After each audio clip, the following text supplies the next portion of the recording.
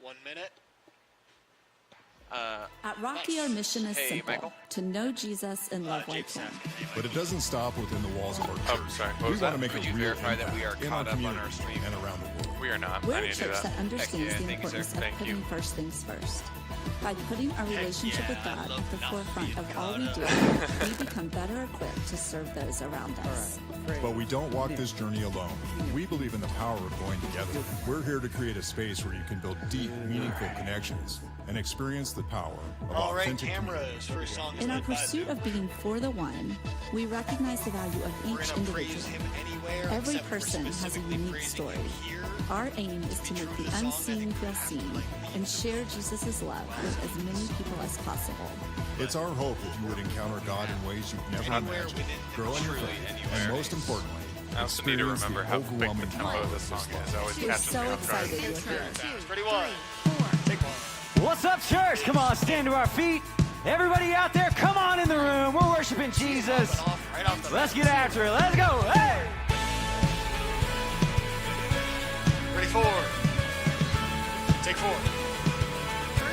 Sometimes you gotta dance through the darkness, sing like through it. the Three on fire, the praise when it don't Ready, three. make sense.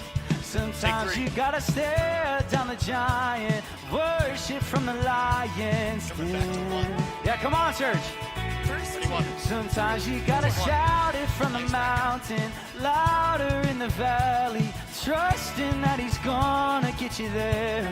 Sometimes you gotta welcome the wonder, wait four. for the answer, worship with your hands in Take the four. air. I'll praise you anywhere, praise, give him praise in the highest praise, give him praise in the highest. He is worthy, yeah, he is worthy of all of the praise. Yeah, come on, we sing. Sometimes you gotta praise in the prison, cry out to heaven, shout it till the doors fling wide.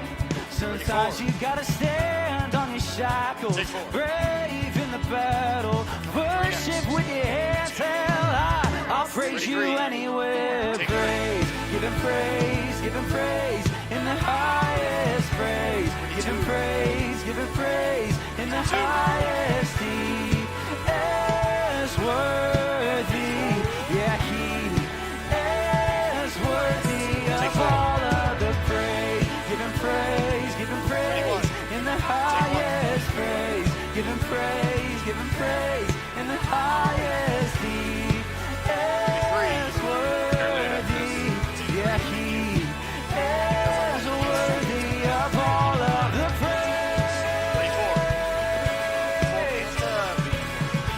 Take four. Yeah, come on, sing with me.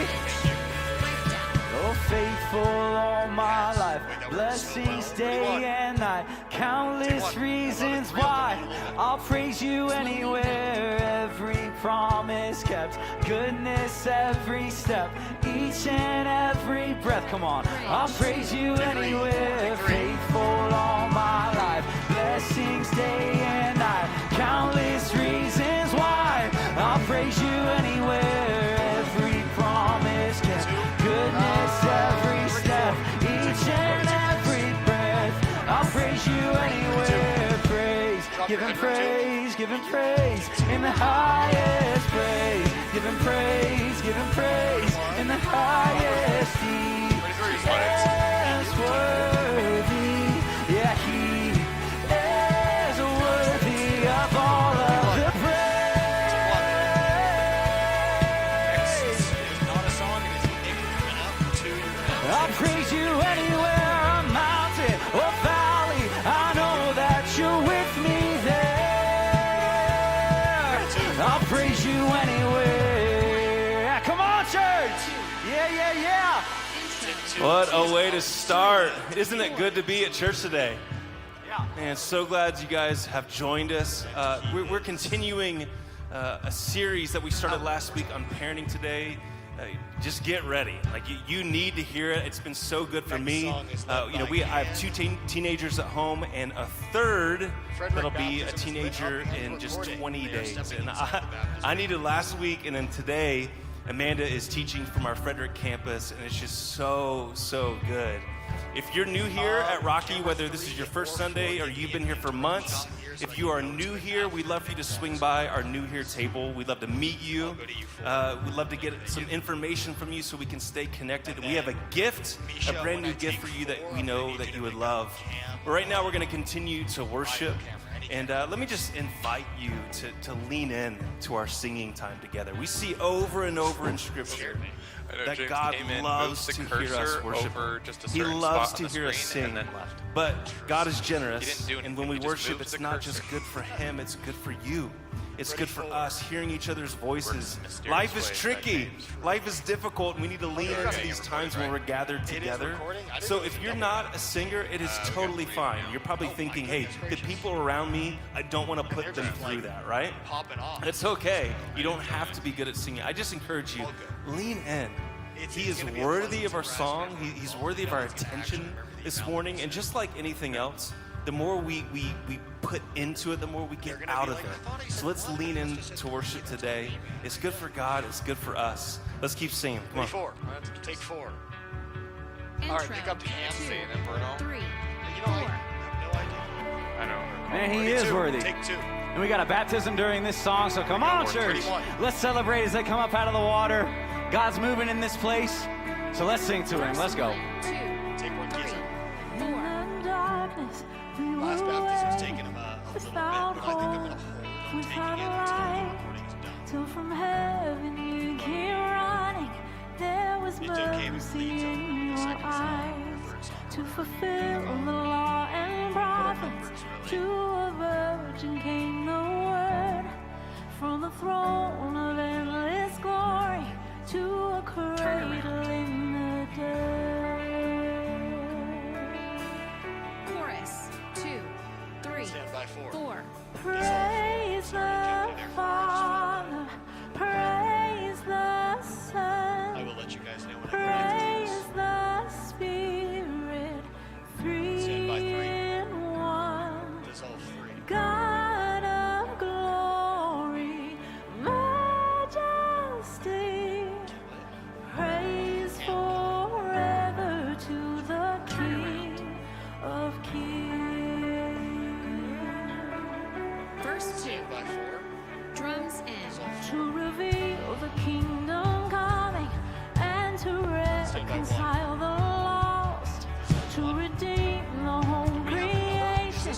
You did not despise the We have a cross. 4th baptism. For He's bringing up even to in the your stairs. suffering, It's a recording. you saw to the other side, knowing this was our I'm going to stop the bass salvation. at least. You can. Okay, Jesus, here we for go. our Playing Baptist Savior Ready? died. Ready? I'm going to go 4 here. I'm going to just do a quick take. Ready? Chorus. Sing this out, church. 3, Praise the Father. 4. Praise the Father.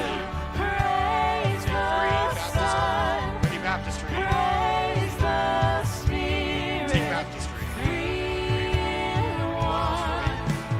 God of glory, majesty, praise forever to the King of Kings.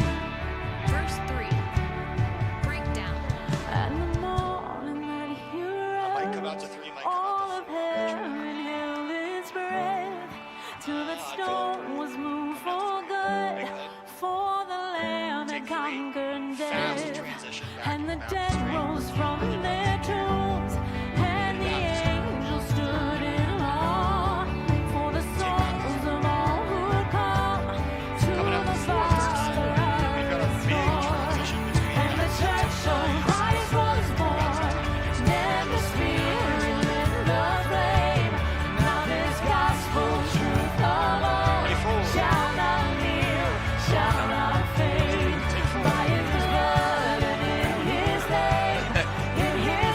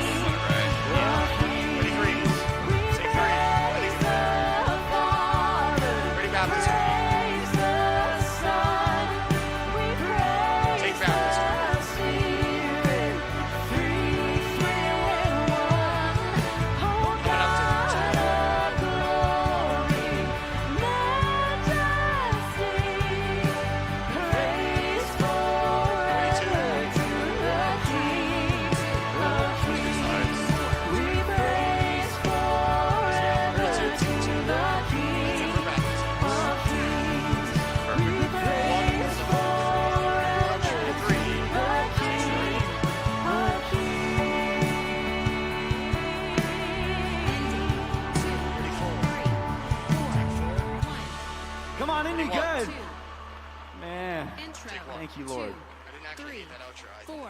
I felt like I was going to botch it, and I didn't go. So cool to just see the life change happening. 11-3. Thank you, Jesus. Stand by. Verse 1, 2. Come on, this is who he is. 3, 4.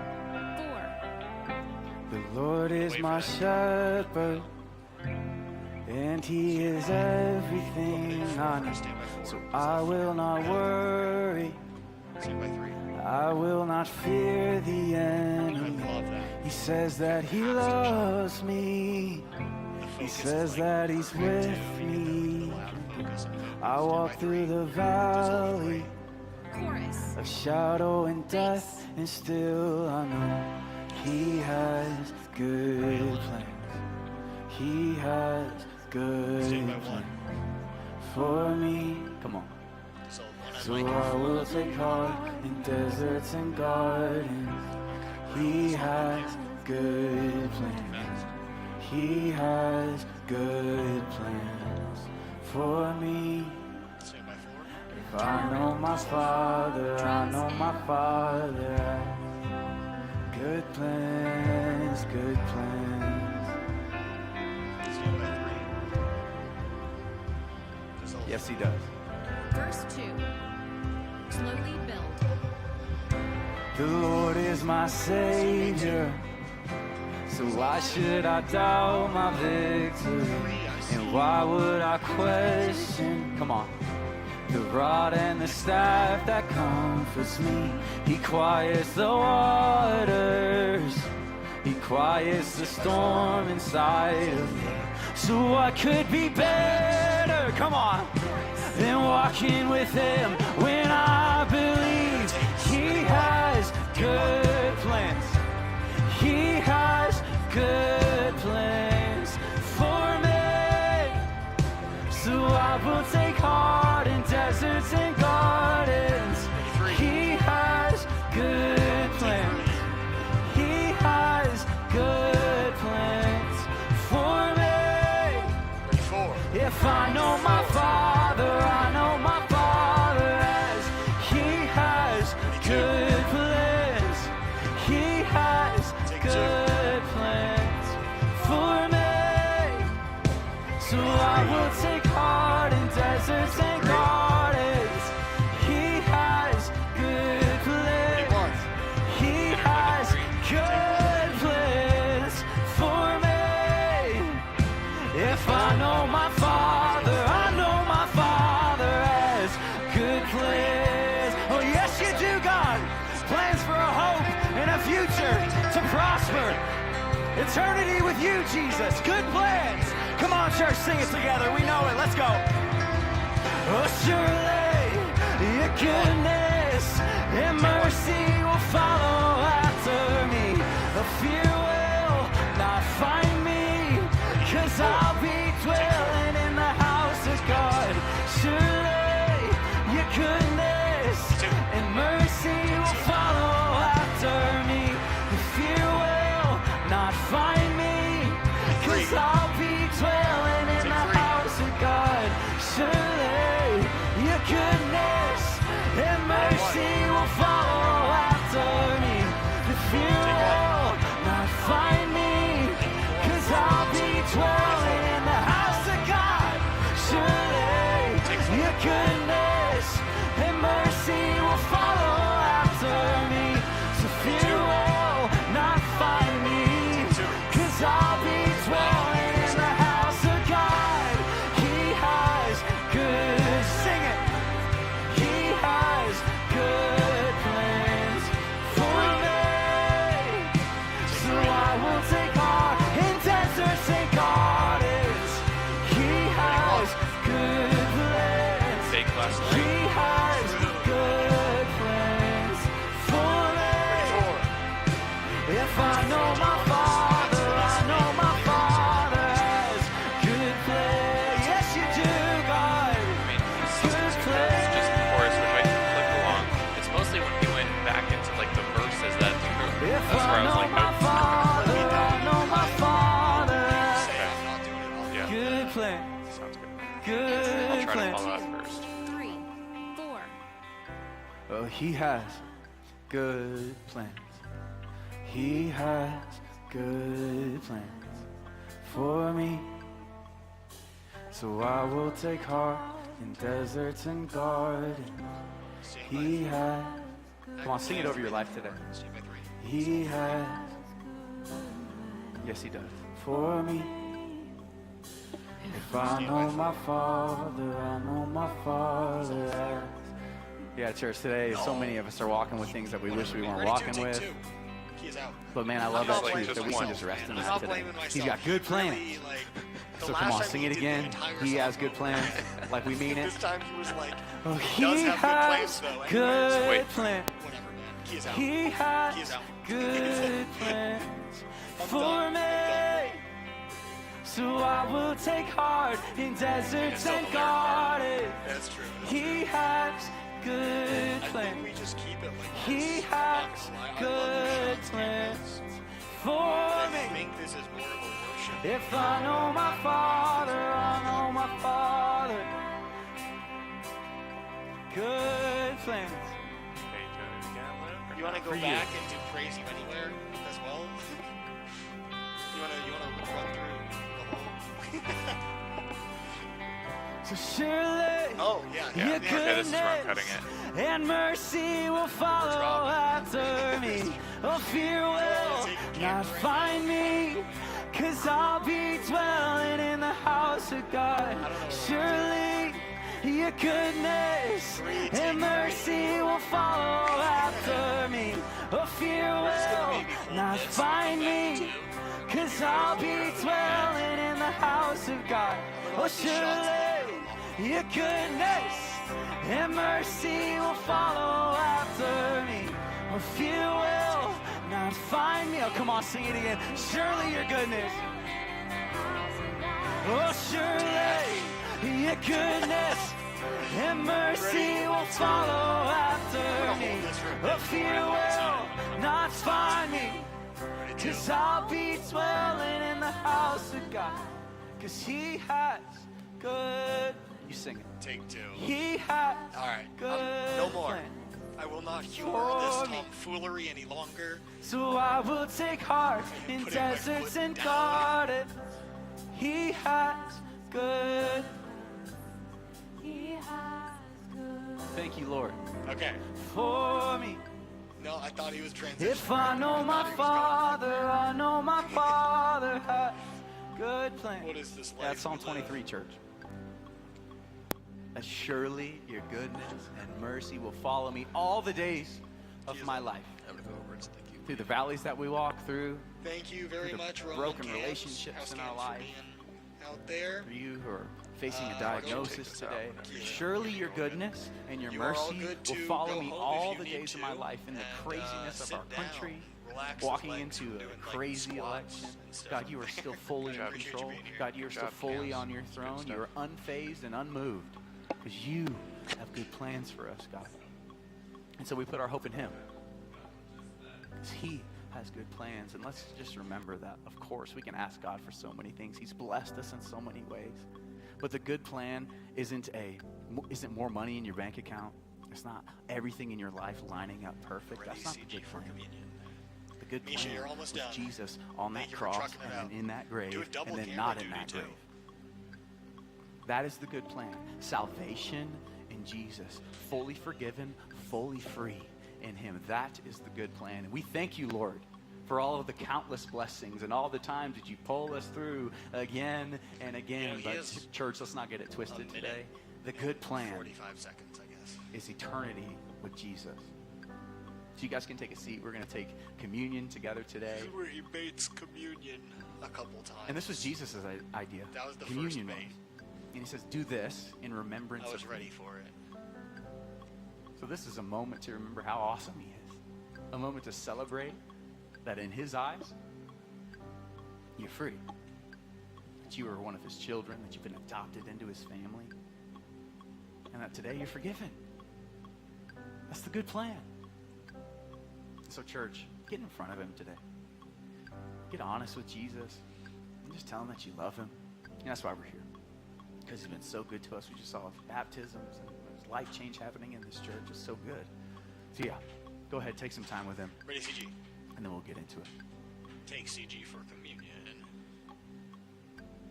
He cut setup 50 seconds early. But, I mean, that's okay. We have stream setup, so it's fine.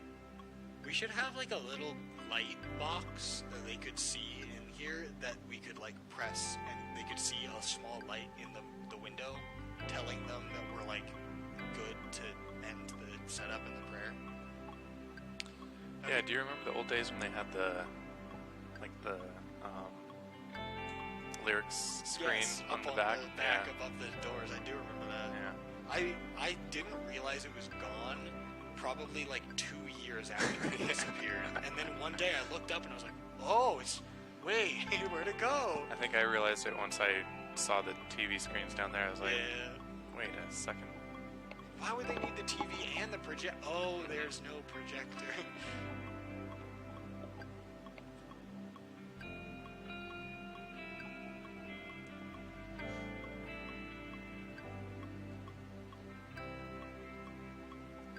Imagine we just have the like stream paused on that big one up there. So like he's doing the communion and he just sees a freeze frame of Amanda. Jesus, we love you. Ready, oh my gosh. take two. We're so thankful Be a for who little you are, awkward. God. The way that you treat us. Screen. Proud of you. Thank So you. much undeserved grace, so much undeserved mercy, and God, time and time again, when we don't deserve it, you show up. So amazing, Jesus. And so, God, I pray that today we would just remember that. God, you were so good, you were so loving, so kind, and so merciful that you sent Jesus on our behalf to hang on that cross, to go to that grave, to rise again, taking We all will of our say sin. ready stream, go stream on go stream. It's You can amazing, play the video. Jesus. And If anybody's we in are here today just feeling distracted or just really going through it in life, Jesus, I pray that this is a moment that feels so personal. And that God, even in this moment right now, you would start to just pluck those things away. That there would be freedom in this place today. That we would see you clearly. And God, that you would say exactly what you want to say today. We're here. We're here, God. So change us in Jesus' name. ready Amen. stream. Go stream. Good morning. Happy Thank Sunday. you so much for the It's rack great out, to Misha. see You all just of you, to saved worship with my you. I want to give a lap. shout out Like, to I didn't Fred press- I Campus, just everybody called it soon who is enough. watching So online that today. rack out was fantastic. Niwot I loved Campus, that. love you guys. Glad that you're Thanks here. for doing camera. Thanks for We doing haven't CG. met, or you Have a don't good know week. me. My name's Go Amanda team. Rorba, and I am one of the pastors here on staff. And today we're continuing in our series called Parenting is Easy, which we all know is a joke, right? Because parenting is not easy. And this is what happens sometimes when we do one of these series on either parenting or marriage. It creates a little bit of tension. And we always have people who reach out and they say, hey, I don't think this series or this message is for me because I'm not married, I'm not parenting right now. And this is what I want to invite you into today. I just want to invite you to maybe look at this series, look at this message a little bit differently today.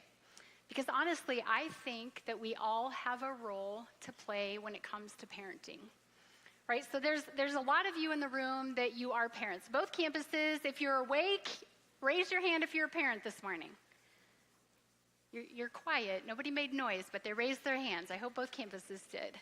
So there's a lot of parents in the room. And then we probably have this group of people who maybe hope to be a parent someday.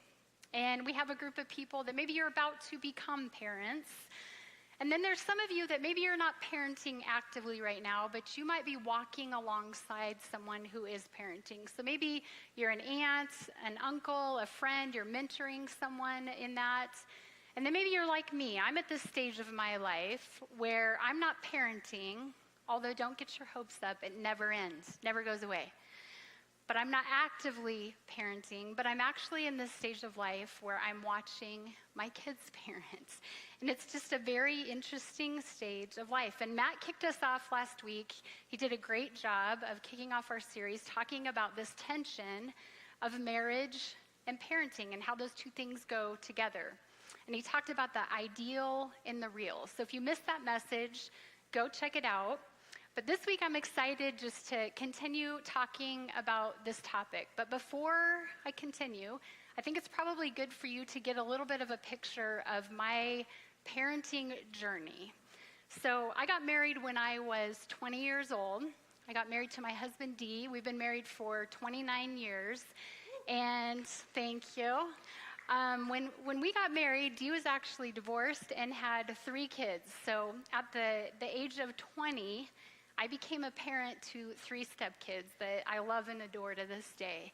But 20 years old was already a parent. And then in our first year of marriage, so at the ripe old age of 21, we had our first daughter, Cherokee, together.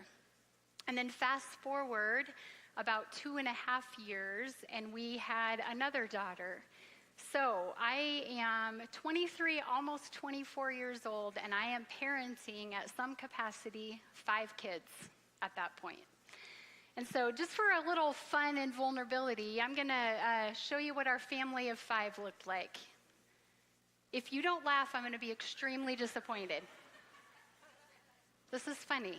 I mean, we thought we looked good, by the way. This picture looks like it's from the 80s, and I think it was like 1998. So, yeah, look at that hair. Very, very interesting. Anyway, this was our family of 5. And funny thing is, at 23, 24 years old, I would pack up all 5 of those kids, and we would go to the grocery store, and which was an adventure in itself. But we would be at the checkout, and someone, at the checkout counter, they're looking at us, like trying to figure out what's happening right now. That 24-year-old with 5 kids. And so they would say, "Are these all your kids?" And in the beginning, we started saying things like, "Well, these are my stepkids, and these are my kids." And then after a little bit, you just say yes. And then you're like, you guys can figure out how that happened on your own time. It's a fun little game we used to play. But that was us. So that was then, and this is now. So this is our big family, our 5 kids who are all married. We have 5 kids, 10 grandkids. And our youngest daughter, Chloe, just had her first baby. So now everyone is in a parenting stage of life. And this is what I know to be true. Parenting is not easy. Parenting is actually very hard. And I saw this reel this week when I was preparing for this message, and it made me laugh. And I read it, and I was thinking, yes, I remember. I've been in one of these seasons. So check it out. It says, being a parent is like jumping out of a plane with a bunch of people who don't know how to open their own chutes. So you fly around doing it for them. Then you hit the ground, but you don't die, so you get up and cook dinner. How many moms in the room just said, yeah, I did that yesterday? Yeah. You can clap for yourselves for that. You guys are working hard at parenting. Parenting is hard. And this is also what I learned and what I know to be true. Good or bad, I believe that this is the truth. The relationship that had or has the most influence and impact in your life outside of your relationship with Jesus is your parents. I mean, I'm 50 years old, and I still find myself in conversations. It happened this week. I'm in a conversation, and I'm explaining why I'm either doing something the way I'm doing it or why I'm acting or behaving the way I'm behaving. And I go back to the way that I was parented. It is a big relationship in our lives. And when I started parenting, do you know the way that I knew how to parent? It was how I had been parented.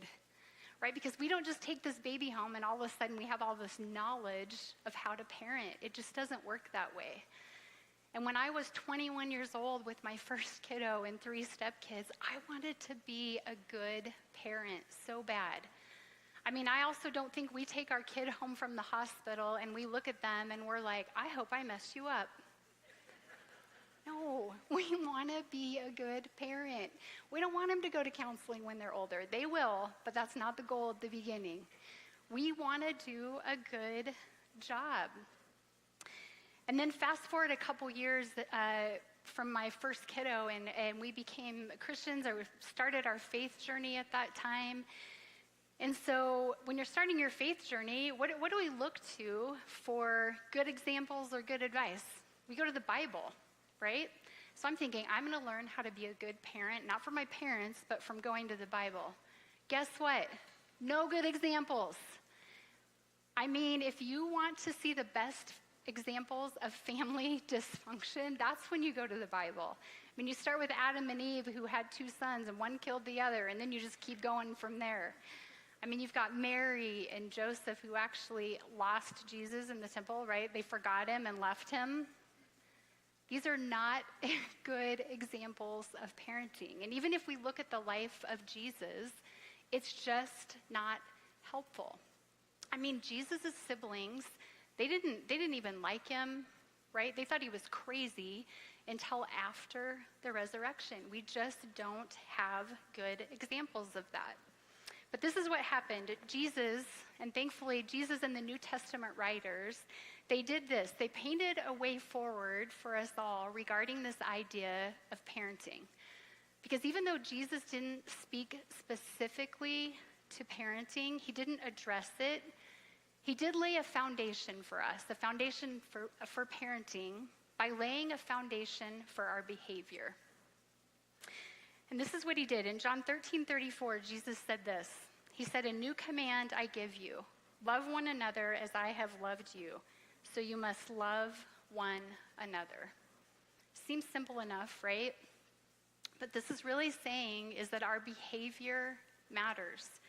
It matters, especially when it comes to parenting.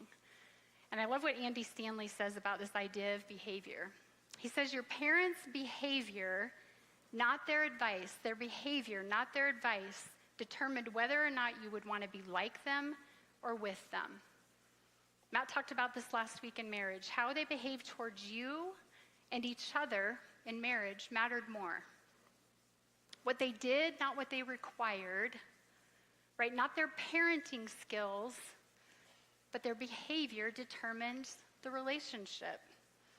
And you know, when I was growing up, my dad had this saying, and you guys probably grew up with this. He said, do as I say, not as I do. Dad, that's bad parenting. It doesn't work. You cannot say, do as I say and not as I do. Because chances are your behavior, not your advice, that's when it's going to impact your kids. That's going to determine whether they want to be like you or whether they want to be with you. And then he takes it a step further. He says your parents' behavior also determined how much respect you had or have for them. If there's no respect, there's no influence. And odds are the same is going to be true in your relationship with your kids. And believe me when I say there's going to come a day when you want to have influence with your kids. So you have to maintain their respect. Your behavior matters. And as Christians, as believers, we know this to be true. We know that following Jesus will make your life better, and it'll make you better at life. And part of the point of this series is this: following Jesus will make you a better parent. Not a perfect parent, but we believe it'll make you a better parent. Because at the core of that, being a better parent, at the core of being a follower of Jesus, is this idea of putting others first. It's this ethic of selflessness. And I think we can all be honest in the room, right? Nothing in this world, I don't think, surfaces our self-centeredness, our selfishness, quicker and fiercer than raising another human being. I mean, a human being that came into this world just like we did. A human being that came into this world with one agenda. And the agenda is this: what's in it for me? I want my way. And if I can't get it my way, then I'm going to make your life miserable until I do get my way. That's how we come into this world. And if you just think about that for a minute, if you think about how we show up in this world, how our kids show up in this world, then we know that from day one, we set the stage for this perfect, epic clash of wills, right? A clash of wills that has the potential to bring out the worst in us. It brings out fear in us. It brings out anger in us. It brings out the ugly in us. And in fact, the most shame that I've probably ever felt as an adult, it's directly related to my own self-centered, where did that come from, response with my kids. And just to make everybody in the room feel a little more comfortable, I'm just going to share a quick story with you, because although I'm teaching about parenting today, let me just make this disclaimer. I don't know everything there is to know about parenting. I was 1,000% not a perfect parent, and I am not a perfect parent to this day. But I did raise 5 kids, and I think I have a little bit of wisdom to share with you of maybe what to do, maybe what not to do when it comes to this idea of parenting. So our daughter, Chloe, our youngest daughter, Chloe was actually a competitive gymnast from the time she was about 6 years old through high school. And gymnastics is a really unique sport. I mean, I think coaches are just hard on kids in general. But gymnastics, like I said, it's just unique. There's like this intenseness about it, unlike any other. And so Chloe was probably 6, 7 when she started gymnastics. And when they very first start gymnastics, to try to get to this competitive level of team, they put them through this really intense training program, and it was called Top Guns. And so in Top Guns, you know, they're trying to do all of this physical training to get them ready to compete in team. And so they do all of these exercises. They're like, how many pull-ups can you do in a minute? And she could do a ton. And then they put them on this bar where they hang with their back against the wall, and they do these leg lifts up above their head. And it's like, how many leg lifts can you do in a minute? So, you know, at 6 years old, as 7 years old, that parents were like, my kid can do the most, because that's what we do as parents.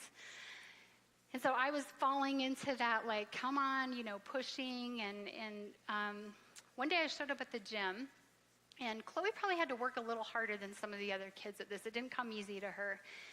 And so I show up at the gym, and her coach says, hey, can I chat with you for a minute? And I was like, of course. So she pulls me aside, and she said, hey, today when we were doing leg lifts, and I was timing Chloe, and I asked her what her number was at the end of the minute, I think that she was actually cheating and maybe lied about what number she got. And so in that moment, I did what every good parent does, right? I was calm, just was like, what, really? No, that's not what I did.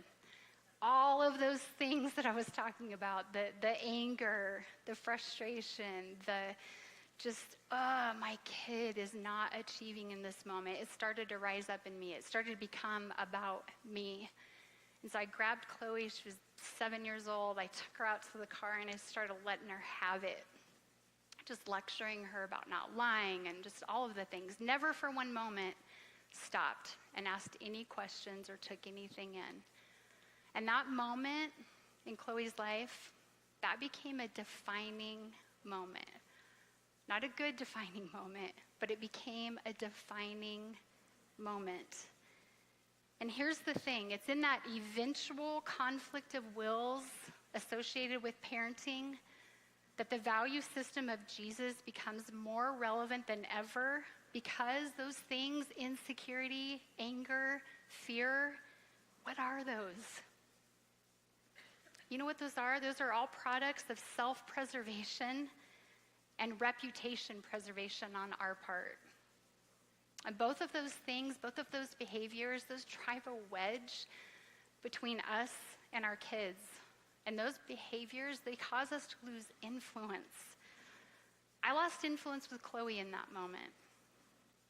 I cared in that moment more about how her behavior made me look, how that was reflecting on me. And it was a defining moment.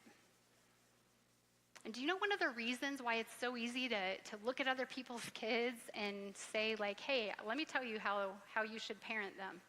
Do you know why it's so easy? Because their behavior doesn't reflect poorly on us. Our kids' behavior directly points back to us. And our response in those moments, it says a great deal about who and what we are most concerned about. And when we get it right, when we actually put our ego and our pride aside, when we get that right in those defining moments, when we're able to respond out of concern for our kids rather than in response to how our kids' behavior reflects on us, our response has the potential to create not only teachable moments, but defining moments. We love teachable moments as parents, but I think we should love those defining moments even more. I mean, if you go back to those moments with your kids, do your kids in those moments, do they know that you care more about them in that moment than how they make you look? Do they know that you have their back? Do they feel seen, loved, heard in that moment? Because when our reputation's on the line as parents, what we do and how we respond in that moment, how we behave when our ego is on the line, it leaves a mark in that moment for good or for bad. A defining moment is better than a teachable moment. It's better than a teachable moment because when our ego is in check, it makes a big, big difference in their lives. And I want to go back to the new command that Jesus gave really quick in John 13:34. He said, "A new command I give you, love one another as I have loved you, so you must love one another." And the reason I bring that verse up again is because I believe the secret to parenting, and actually for those of you in the room that aren't parents, I believe the secret to relationships is embedded in that new covenant command from Jesus. It's a command fueled by a value system of check your ego at the door. That's what Jesus did. He gave us an amazing example of that. And this is what Paul says about Jesus. He says, Jesus, who was in very nature God, did not regard equality with God as something to be grasped or to be leveraged for his own benefit. So if he didn't, we shouldn't either. Clearly, Jesus kept his ego in check, and he had every excuse not to. I mean, he was God. But his is a value system, a system of others first, of sacrificial love, of tough love, of I will not do anything for you if it's not good for you because I love you. That's the way that Jesus loves. And when Jesus started this new covenant command to love one another, he wasn't actually specifically talking to parents. But then Paul comes along a little bit later and he gives us some amazing application to this. Paul writes in several letters to the different churches, he writes these one another statements. And I just want to share a few of those with you. He says, forgive one another, encourage one another, carry one another's burdens, submit to one another. And all of these one another's, they're applications of his new covenant command. But I think the most famous explanation of what this Jesus brand of love looked like and how it behaves is the most instructive thing for parents. I think this is the thing that you need to get from this, if nothing else today. And Paul wrote this letter to the church in Corinth, and basically his message was this. Here's what the Jesus brand of love looks like in the real world, in real relationships. Here's how love behaves. Here's how love behaves under pressure. Here's how love behaves in your home. Here's how love behaves when you're parenting your kids. And it's from 1 Corinthians 13:4, and it's 3 little words. And it says, love is patient. And for the rest of today, we're just going to spend time on those 3 words, 3 simple words. Love is patient. Because those 3 words, those summarize one way that love behaves and how it should behave in our home. And I love that Paul writes this, and he says, love is, and again, this isn't just any kind of love. This is the Jesus brand of love. This is the brand of love that Jesus demonstrated, and he commanded us to follow as parents, as step-parents, as grandparents. Love is patient. And for a lot of us in the room, we're like, why'd Paul start there? How did he know? I mean, one of the hardest things to do as a parent is to be patient. Because parenting often requires us to stop, to slow down, to move at someone else's pace. That's what love requires of you as a parent. Because love isn't pushy, love is patient. And think about this for a minute. What happens, and you can think about this literally what happens when we don't move at someone else's pace? We eventually become separated. That's just what happens. And when we become separated, something usually happens. There's usually some sort of emotion involved. And most frequently, that's frustration. We get frustrated. We frustrate each other. We frustrate our kids. And this is Paul's point. He says, love chooses to move at the other person's pace rather than requiring that person to move at ours. And the reason this is hard is because patience isn't natural. You know what's natural? Your natural pace is natural. But here's Paul's point. Since God moved at our pace, we are to do the same for others. We're to do the same for our kids. Because when we don't, if we insist at moving at our own pace, we separate ourselves. So here's a little fun fact about me, about Amanda. My natural pace in life is fast. In pretty much everything I do. I eat fast, I talk fast. Probably 2 words that I've heard more in my life than any other 2 words are slow down. I mean, I get made fun of all the time. Another thing I do is I walk fast. So around here, our staff is like, they can hear me coming down the hall. They're like, here she comes. I walk super fast. No one is volunteering to go on a walk with me anytime soon. And a couple years ago, I got this video from one of my daughters, and she said, hey, Mom, this is what it's like going on a walk with you. Check it out. Mom asked if I could go walking with her, and this is what happened.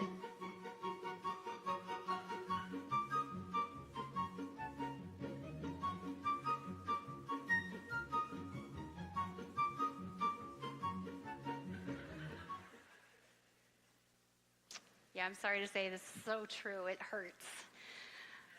That's what it's like going on a walk with me. And although we separate ourselves from our kids physically when we're talking about walking, when we're talking about this idea of emotionally and relationally, when we push them beyond their capacity, we separate ourselves from them. We frustrate them. It becomes bigger.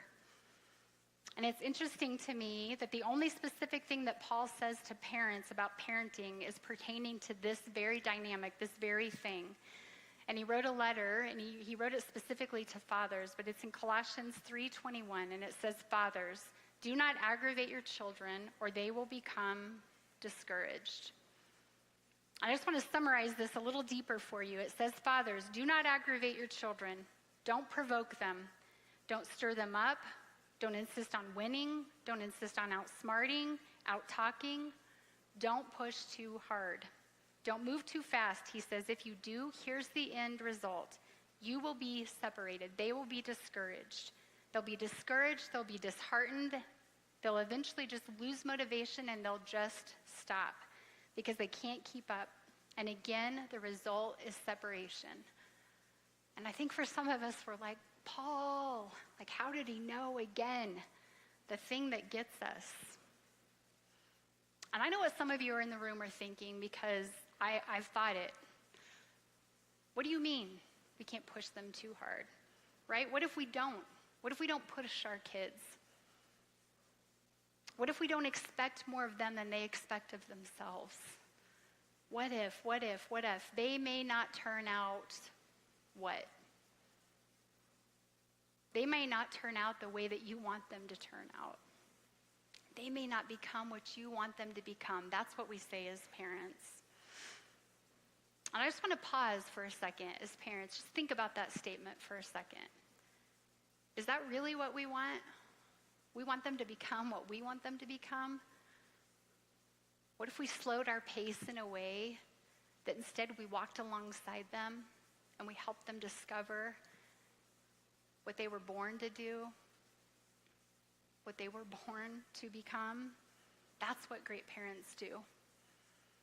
And I've never met a parent, myself included, who when their kids grow up and you sit with them, that they say, I wish I would have been harder on my kids.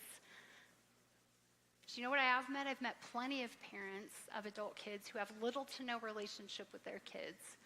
You want to know why? Because they pushed, and they pushed too hard. They cared more about what their kids might become. They cared more about how their kids might make them look than they did slowing their pace and walking alongside them.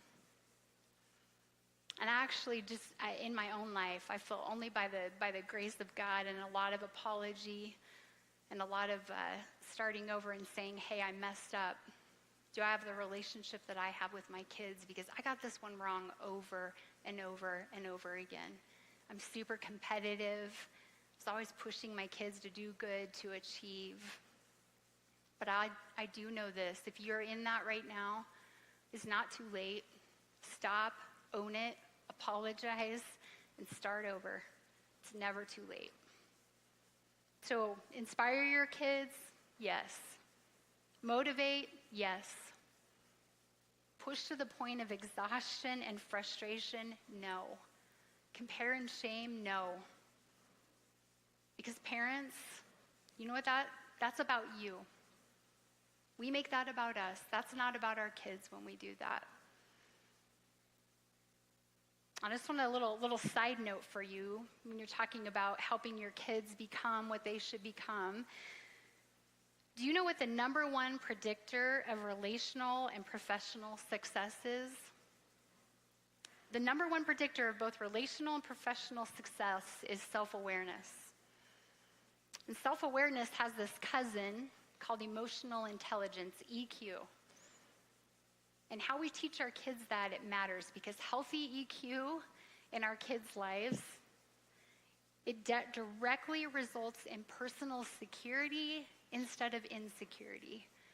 And we have a world full of kids right now with insecurity. Their EQ, their self-awareness, that's established first at home. It matters what you do. I went to a conference this past week, and it was with church leaders, and we're talking about just hiring and leading people. And this was a big conversation: self-awareness, emotional intelligence. And this is what emotionally intelligent parents do. They show empathy. They teach problem solving. They focus on connection. They manage emotions effectively. They identify and understand emotions. They slow down. Our behavior matters. Because love is patient, it's not pushy. Love doesn't aggravate, it doesn't drive a wedge. Love doesn't allow ego and reputation to dictate the tone or the pace of the relationship. You know what love does? Love picks up on someone else's natural pace and rhythm, and then you adjust accordingly. You meet that person there at their pace. That's what you do. And that patience, that maintains influence all the way through. Love is patient. So I have a couple questions for you today before we wrap up our time. Maybe as parents or in whatever relationships you have, maybe just think about this. Who feels rushed by you? Maybe who feels unnecessary, even unhealthy pressure when you walk in the room? I mean, do you have people when you walk in the front door that you're actually driving away instead of bringing close? Because you just want the best for them and you're pushing. And I just want you to think about this. What would it look like for you this week to adjust your pace to theirs? This is my challenge. I want you to find 30 minutes to an hour. I would love for you to do an hour. Whatever relationship, whatever age of kids you have, adult kids, elementary kids, toddlers, find 30 minutes, find an hour. Slow down and connect with your kids. I mean, maybe it's going for a walk, but actually walking with them. Maybe it's taking them out to breakfast. Maybe you just need to sit and listen and actually listen without doing something else. Maybe you need to make a phone call to those adult kids and spend the time that you need to spend with them. Because one of the most valuable things that I learned as a parent, when my kids weren't behaving in the way that I thought that they should be, you know what they didn't need from me? They didn't need more discipline, and they didn't need more rules. You know what they needed? They needed closer proximity to me and the rest of our family. They needed me to slow down and pay attention. So this week, slow yourself down. Find some time to connect, because that's what the Jesus brand of love requires of you. Let me pray for you. God, I'm thankful for the people in this room at Frederick and Niwot Online, God, that are parenting. God, parenting is hard. Thank you for what they're doing, how they're showing up every day. God, I pray that you would help them to go against the natural pace that we live our lives, God. We live fast-paced lives. But my prayer this week, my prayer is that we would slow down, that we would find time to connect. God, that you would find just those sweet moments in lives for kids and parents to really know and love each other well. God, it's such a privilege to parent. And I pray for everyone in these rooms that they wouldn't miss those moments.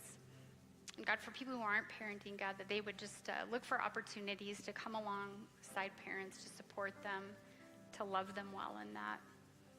God, we trust you. We love you. We give all of this to you. In Jesus' name, amen. All right, you guys, a couple things, both campuses, before we get out of here. It would be silly to do a parenting series and not give you guys some tools around that. So we've got a couple things coming up. We've got some parenting labs. First one happens tonight at this campus out in the lobby, 6 to 7:30, and it is about praying for your kids. It's not too late to sign up. You can still join in on that.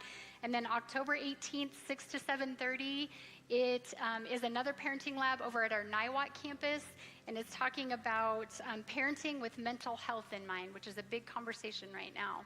And then on October 20th, baptism class for kids over at our Niwot campus. So go to rocky.church/events. You can sign up for all of those. Last thing, our Kenya team leaves on Thursday. Be praying for us. I hope you guys have an amazing weekend. I'll see you next Sunday.